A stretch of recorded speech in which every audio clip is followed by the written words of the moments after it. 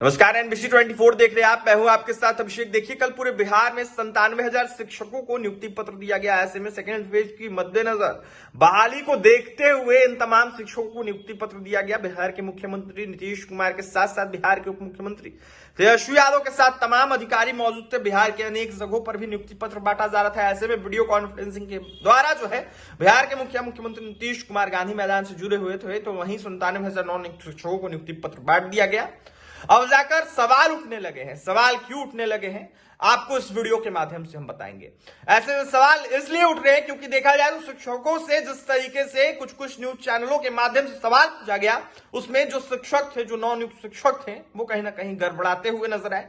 ऐसे में कुछ शिक्षक ऐसे नजर आए जिनको बीपीएससी का फुल फॉर्म नहीं पता है, जिनको बीपीएससी के चेयरमैन का नाम नहीं पता है।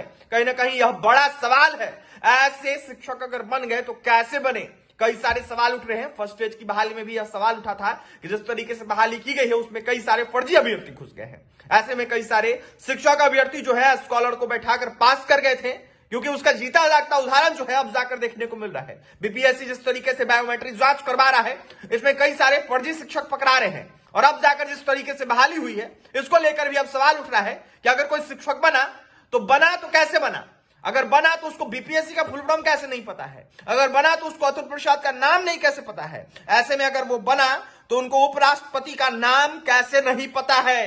लगातार तमाम सवाल उठ रहे हैं। ऐसे में कई सारे शिक्षकों से कहीं ना कहीं सवाल, जो चयनित होकर भी नहीं हो पाए शिक्षक, वो सवाल कर रहे हैं, शिक्षक अभ्यर्थी सवाल कर रहे हैं और यह कहते हुए नजर आ रहे हैं कि बिहार के प्रतिभाओं के साथ नीतीश सरकार के द्वारा हनन किया जा रहा है। बिहार में कई सारे शिक्षक ऐसे हैं जो वर्तमान में कहीं ना कहीं योग्य हैं, शिक्षक अभ्यर्थी जो हैं वो योग्य हैं, उनको बहाली नहीं दी गई। ऐसे में कई सारी बहाली जिस तरीके से की जा रही है, उसको देखते हुए उसमें फर्जी अभ्यर्थी घुसते हुए नजर आ रहे हैं। बताते चले आपको कि कल जिस तरीके से पटना के गांधी मैदान में नियुक्ति पत्र बांटा जा रहा था, अब जाकर इसको लेकर सवाल उठने लगे हैं। ऐसे में बता दें आपको कि कुछ न्यूज चैनलों के द्वारा जब सवाल शिक्षकों से, शिक्षिकाओं से पूछा गया तो बीपीएससी के अध्यक्ष कौन है, तो इस सवाल के जवाब में एक शिक्षिका ने कहा कि बीपीएससी के अध्यक्ष के तिवारी है। तो एक शिक्षिका ने आनंद किशोर को ही बीपीएससी का अध्यक्ष बता दिया। वहीं कुछ ने उपराष्ट्रपति का नाम जो है कहीं ना कहीं वेंकैया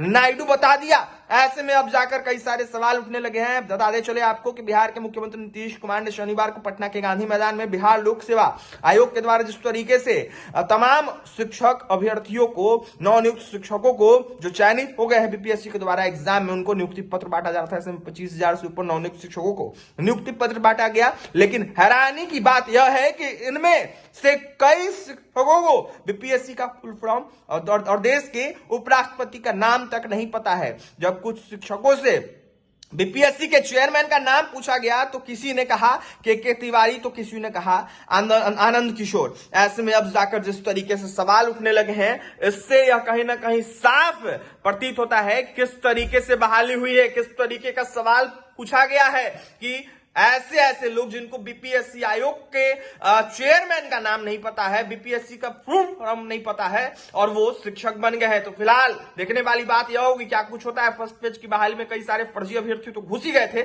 सेकंड फेज में अब देखने वाली बात यह होगी क्या कुछ होगा। और भी तमाम खबरों के लिए एनबीसी 24 के साथ बने रहें। हमारे चैनल को सब्सक्राइब करें, पेज को लाइक करें। बहुत बहुत धन्यवाद।